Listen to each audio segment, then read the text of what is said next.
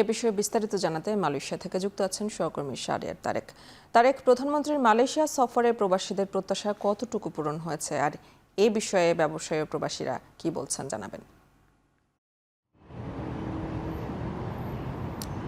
এ নিয়ে সরকার প্রধান হিসেবে প্রধানমন্ত্রী সফর, এই যে সফর মালয়েশিয়াতে তিনি প্রথম আসছেন, এটি নিয়ে কিন্তু বিভিন্ন মহলেই ব্যাপক আগ্রহ ছিল। বিশেষ করে মালয়েশিয়াতে যে সকল প্রবাসী বাংলাদেশিরা আছেন, একই সঙ্গে মালয়েশিয়াতে যারা আসতে চাচ্ছেন, তাদের কিন্তু ব্যাপক একটি আগ্রহ ছিল এই দেশের শ্রমবাজার এবং বৈধতার বিষয়টি নিয়ে।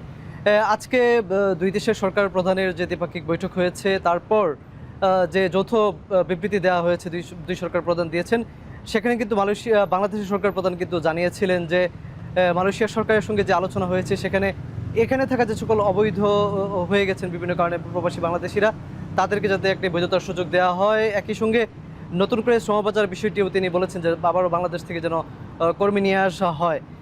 এর আগে কিন্তু মালয়েশিয়ার প্রধানমন্ত্রী তার বক্তব্যে বলেছিলেন যে তাদের কর্মীর প্রয়োজন আছে, তবে কর্মীদের যে সকল অধিকার সুরক্ষা এবং তাদের পরিবারের যে অধিকারগুলোর সুরক্ষা, সেগুলোকে আরও বেশি গুরুত্ব দেওয়া হচ্ছে।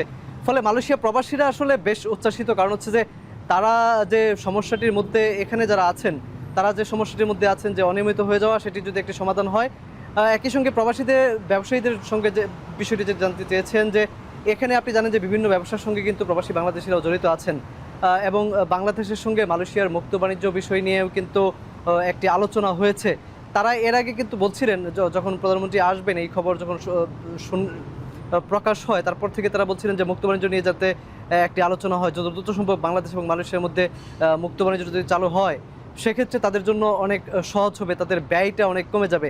একই সঙ্গে মালয়েশিয়া কিন্তু আপনি জানেন যে দক্ষিণ পূর্ব এশিয়ার যে বেশ কয়েকটি প্রায় 10টি দেশ মিলে রাজনৈতিক এবং যে বড় যে জোট আসিয়ান, সেটি কিন্তু গত বছরই মালয়েশিয়া তাদের যে সভাপতিত্ব সেটি করেছিল। ফলে আসিয়ানে যদি বাংলাদেশের অংশগ্রহণ তৈরি হয়, প্রবাসী বাংলাদেশিদের ভাষ্য মতে তারা যেটি বলছেন যে মালয়েশিয়াতেও প্রবাসী বাংলাদেশি বা বাংলাদেশিদের একটি মর্যাদা বৃদ্ধি পাবে, পাশাপাশি বিভিন্ন যে সুযোগ সুবিধাগুলো আছে সেগুলো প্রবাসী বাংলাদেশিরাও পাবেন, ফলে এবং ব্যবসায়ীরাও সেই সুযোগ সুবিধাগুলো পাবেন। ফলে তারাও কিন্তু বলছিলেন যাতে আসিয়ানের সদস্য হওয়া যায় কিনা। সরকারের পক্ষ থেকে কিন্তু এটি বলা হয়েছে যে আসিয়ানের সেক্টরাল ডাইরেক্ট পার্টনার হতে কিন্তু আবেদন করা হয়েছে। আজকে প্রবাসীদের যে সকল বিষয়গুলো নিয়ে কথা বলা হয়েছে, ব্যবসা বাণিজ্য সহ বৈধতার বিষয় নিয়ে, তারপর আবারও কলিং চালু করা বা শ্রমবাজার নতুন করে চালু করা, এসব বিষয় নিয়ে যখন সাংবাদিকদের পক্ষ থেকে সংবাদ সম্মেলনের প্রশ্ন করা হয়েছিল প্রধানমন্ত্রীর প্রেস উইংকে, তখন কিন্তু তারা যেটি জানিয়েছেন, যেহেতু আলোচনা শুরু হয়েছে, এখনও বেশ আরও কিছু ধাপ আছে, সেগুলো সম্পন্ন করার মাধ্যমে তারা মনে করছেন যে খুব যত দ্রুত সম্ভব এই বিষয়গুলো তারা বাস্তবায়ন করার চেষ্টা করবেন।